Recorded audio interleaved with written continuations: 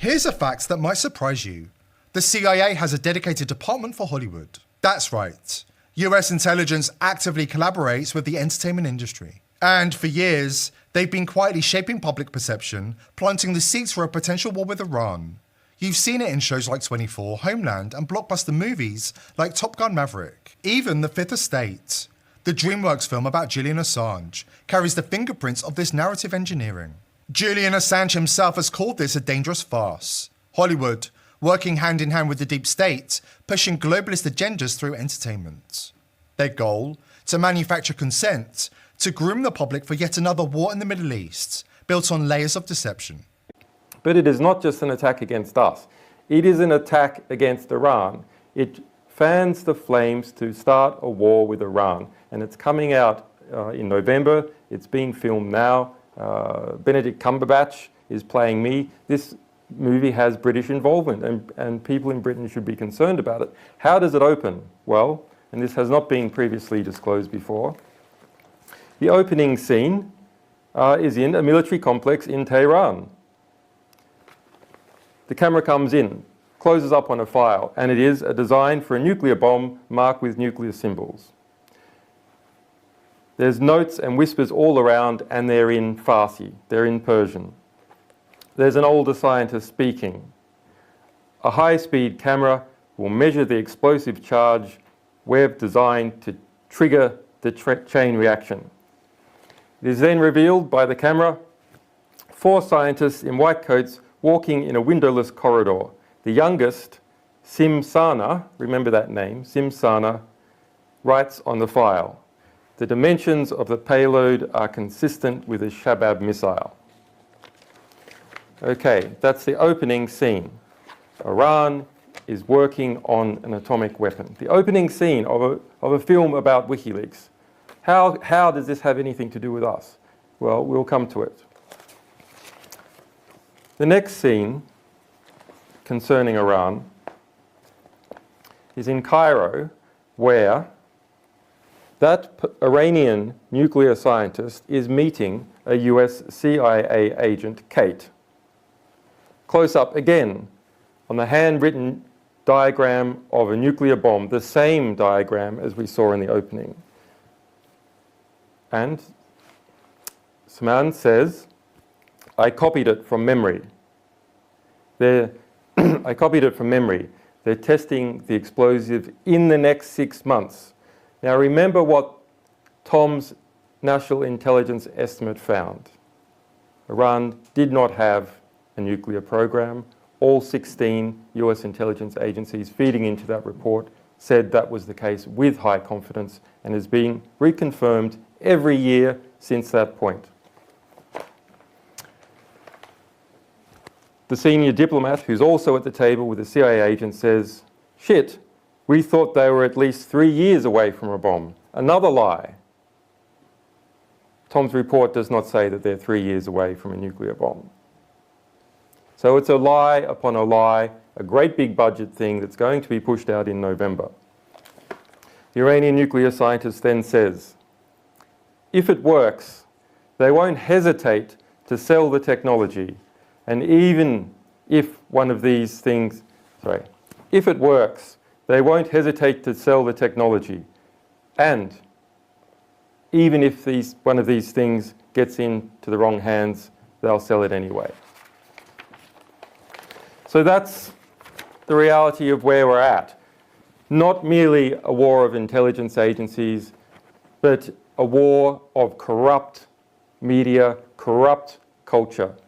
That war, we've got to understand, people who have appeared on this panel have been involved, sometimes with great sacrifice, at revealing the truth about important parts of the world, how the world is unfolding, how the world is shaping, the nature of institutions. They have revealed it heroically, in many cases, to the historical record, to our civilization as a whole, to you.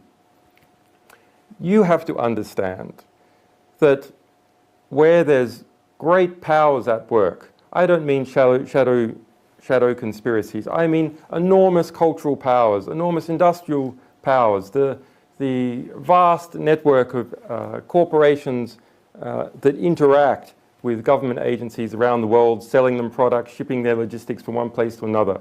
The National Security Agency, for example, now has approximately 70% of its expenditure pass through Northrop Grumman, Lockheed Martin, etc.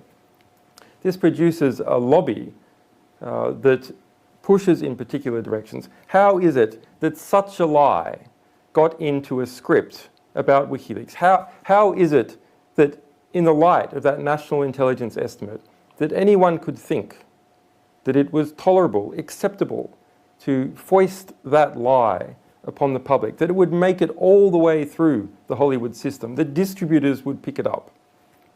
Because they perceive that that is where the power lies in the United States. They perceive that it's perfectly okay to slander an entire nation, that it's perfectly okay to beat the drums of war like that, because people in that system want the war. They want it. They're pushing for it. And as courageous truth-tellers like Vladimir Putin and Julian Assange have warned, we're now closer to nuclear Armageddon than ever before. This isn't accidental. The globalist elite have long fantasized about a controlled collapse, the chaos they need to usher in their so-called New World Order. Their goal? To tear down national sovereignty and rebuild the world in their image, under a single centralized global government. This is a hostile takeover of humanity, and we cannot let them pull off this heist without resistance. If you're still unsure about what's happening before our eyes, take a serious look into the writings attributed to General Albert Pike, a 19th century Freemason and Confederate general. In a letter written in 1871, Pike outlined with chilling precision the global elite's long-term plan for 3 world wars, each one engineered to reshape the global order.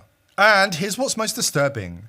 His descriptions of World War I and World War II were stunningly accurate, down to the geopolitical alliances, the ideological clashes, and the intended outcomes. According to Pike, World War I would be orchestrated to dismantle the Russian Empire and usher in atheism and communism.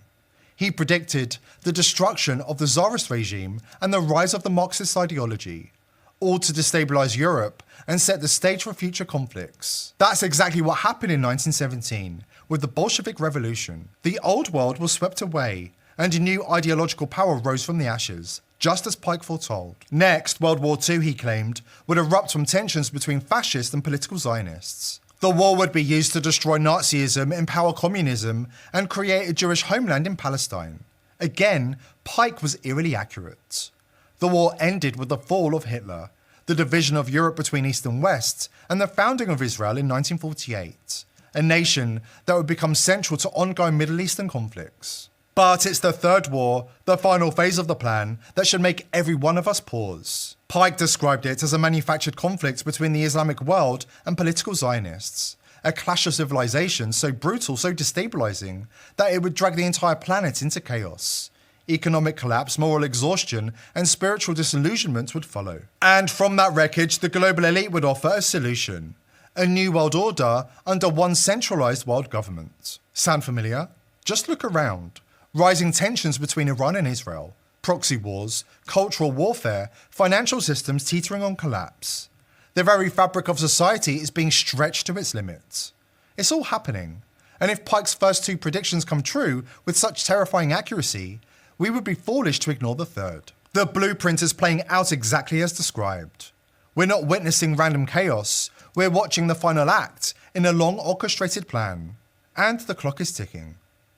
Here at The People's Voice, we're determined to continue exposing the crimes of the elites, but we need your help. Subscribe to the channel, tell your friends and family about us, and join the People's Voice Locals community for exclusive and uncensored content. We can't do it without you. Today's video is brought to you by IPv6ers. Are you a content creator who wants to publish information online without Big Brother spying and censoring your every move? IPv6ers is set to revolutionize the way information is disseminated on the internet by eliminating the need for big tech companies to provide